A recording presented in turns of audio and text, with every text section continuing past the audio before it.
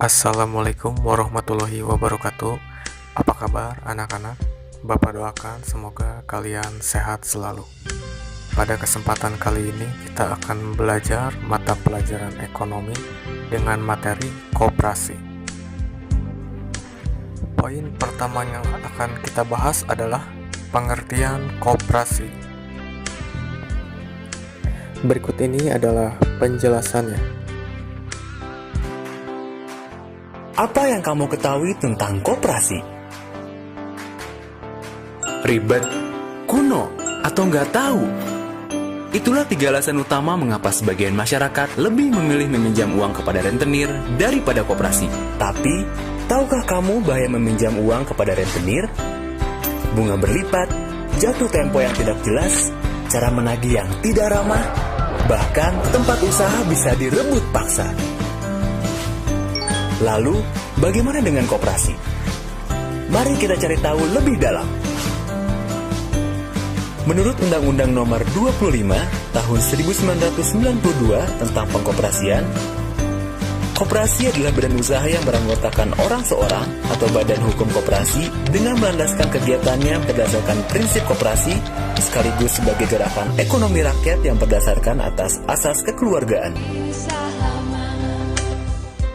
Poin yang kedua adalah tujuan koperasi. Koperasi bertujuan untuk membangun tatanan perekonomian nasional dalam mewujudkan masyarakat yang maju, adil, dan makmur. Yang ketiga adalah prinsip koperasi. Ada 7 prinsip koperasi, yaitu keanggotaan bersifat sukarela dan terbuka, pengelolaan dilakukan secara demokratis, pembagian SHU atau sisa hasil usaha secara adil sebanding dengan besarnya jasa usaha masing-masing anggota, pemberian balas jasa yang terbatas terhadap modal, asas kekeluargaan, pendidikan di klub koperasi, dan kemandirian. Yang keempat adalah jenis-jenis koperasi. Ada 5 jenis koperasi. Koperasi simpan pinjam, koperasi konsumen, koperasi produsen, koperasi jasa, dan koperasi pemasaran. Dan koperasi terbagi menjadi 2, yaitu koperasi primer dibentuk sekurang-kurangnya 20 orang dan koperasi sekunder terdiri dari badan-badan hukum koperasi minimal 3 buah koperasi serta memiliki cakupan daerah kerja yang luas dibandingkan dengan koperasi primer. Setiap anggota koperasi adalah pemilik dan sekaligus pengguna jasa koperasi. Yang kelima adalah fungsi dan peran koperasi. Fungsi dan peran koperasi adalah membangun dan mengembangkan potensi ekonomi anggota,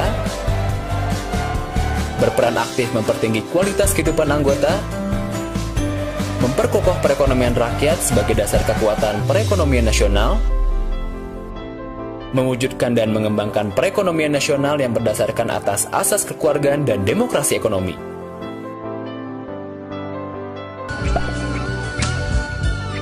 Yang keenam adalah organisasi koperasi. Untuk pembentukan koperasi berawal dari sekurang-kurangnya 20 orang yang berkumpul dan membuat kesepakatan. Membuat akta pendirian koperasi yang memuat anggaran dasar kepada notaris. Koperasi memperoleh badan hukum setelah akta pendirian disahkan oleh pemerintah. Sedangkan perangkat organisasi koperasi memiliki 3 struktur, yaitu 1. Rapat anggota merupakan pemegang kekuasaan tertinggi dalam koperasi. 2. Pengurus merupakan pengelola koperasi dan usaha yang dipilih dari dan oleh anggota koperasi dalam rapat anggota. 3. Pengawas dipilih dari dan oleh anggota koperasi dalam rapat anggota. Bertugas melakukan pengawasan terhadap pengelolaan dan kebijakan koperasi. Yang ketujuh adalah modal koperasi. Untuk jenis modal koperasi terdiri dari modal sendiri, berasal dari simpanan pokok, simpanan wajib, dana cadangan, dan hibah. Modal pinjaman berasal dari anggota, koperasi lainnya atau anggotanya, bank dan lembaga, penerbitan obligasi dan surat hutang lainnya, dan sumber lain yang sah. Yang kedelapan adalah sisa hasil usaha. Sisa hasil usaha koperasi. Mau tahu apa itu sisa hasil usaha koperasi? Sisa hasil usaha koperasi merupakan pendapatan koperasi yang diperoleh dalam 1 tahun buku dan keperluan lain dari koperasi, sesuai dengan keputusan rapat anggota. Besarnya pemupukan dana cadangan ditetapkan dalam rapat anggota. Yang kesembilan adalah koperasi sekolah. Peran koperasi sekolah, sarana pendidikan melalui praktek secara langsung untuk mempelajari kewirausahaan.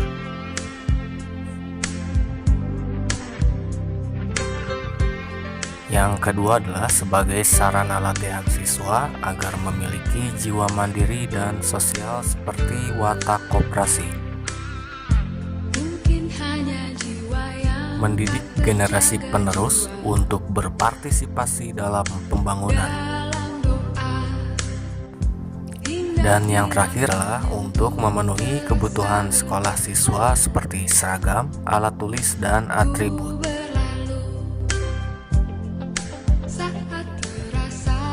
Dan poin ke-10, inilah koperasi-koperasi sukses di Indonesia. Pertumbuhan ekonomi saat ini mengalami peningkatan yang sangat pesat dan sudah barang tentu berpengaruh pada geliat sektor usaha. Di sini, koperasi mengambil peranan utama. Salah satu bukti, koperasi karyawan Telkomsel yang mampu bersaing dalam bidang telekomunikasi. Dari sektor peternakan, koperasi juga menunjukkan perannya. Ya, koperasi Susu Saifujon di Malang yang menunjukkan eksistensinya di dunia koperasi sejak dekade 1962 hingga saat ini. Semangat berkoperasi tidak hanya tumbuh berkembang di kota-kota besar, tapi di Kalimantan pun koperasi tumbuh subur dan memiliki peranan yang besar. Koperasi Kredit Union Kelingkumang, koperasi simpan pinjam yang memiliki 160.000 anggota dengan aset 1,2 triliun. Wow! Nah, bagaimana? Masih berpikir koperasi itu kecil dan konvensional?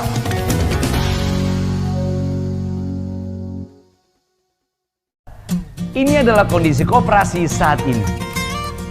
Masih ada sebagian kecil orang yang beranggapan bahwa koperasi itu kecil, konvensional, dan tidak berkembang. Itu pendapat yang sangat salah. Ada sebuah koperasi di hutan belantara Sumatera yang berkembang sudah sangat pesat dan menjadi nadi ekonomi di daerah tersebut.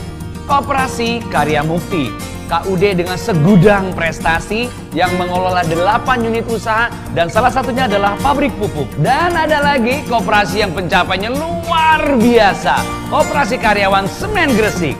Sebuah koperasi karyawan yang bergerak di bidang bahan bangunan dan sudah mampu membangun sebuah pabrik grassboard dengan skala produksi yang tidak kecil dan distribusinya pun hingga ke pelosok negeri. Kospinjasa, koperasi simpan pinjam yang mayoritas anggotanya adalah pedagang kecil, tapi jaringannya berskala nasional. Bagaimana? Masih berpikir koperasi itu ketinggalan?